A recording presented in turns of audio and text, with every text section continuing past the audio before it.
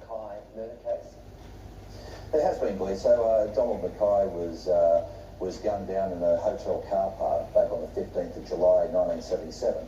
Three men, Gianfranco Tizzoni, George Joseph and James Basley, they were charged with conspiracy to murder. Now, conspiracy to murder means there was a meeting of the minds and there was an agreement to do something and steps were taken to do that something.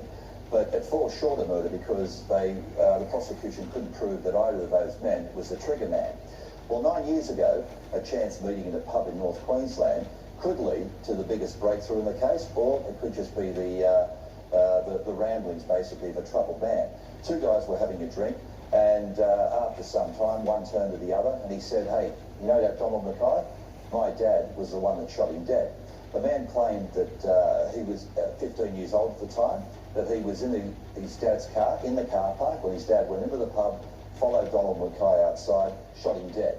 He then claims that some mafia locals, they took the body away, they wrapped it in carpet, put chains around it, put it on a Cessna plane, and then they flew the body over to Lake Cargelligo where it was dumped.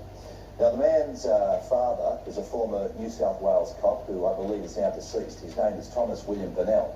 Now, some research into Thomas William Burnell. Just months before Donald Mackay was murdered, he pled guilty to stabbing a man in a violent road rage.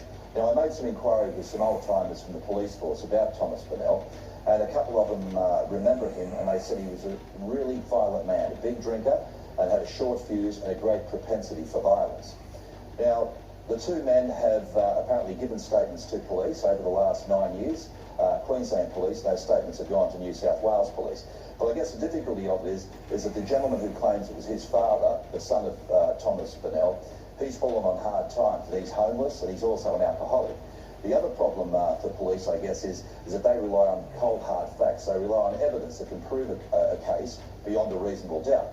But, you know, I think it warrants further investigation. I mean, this guy's been sticking to his story for nine years. And I think, yeah, it needs further investigation because, as I said, it'll either blow this case wide open or it'll just be, you know, turn out to be the imagination of a troubled man. Yeah, meaning you saw a robbery in action last week. Tell us about it.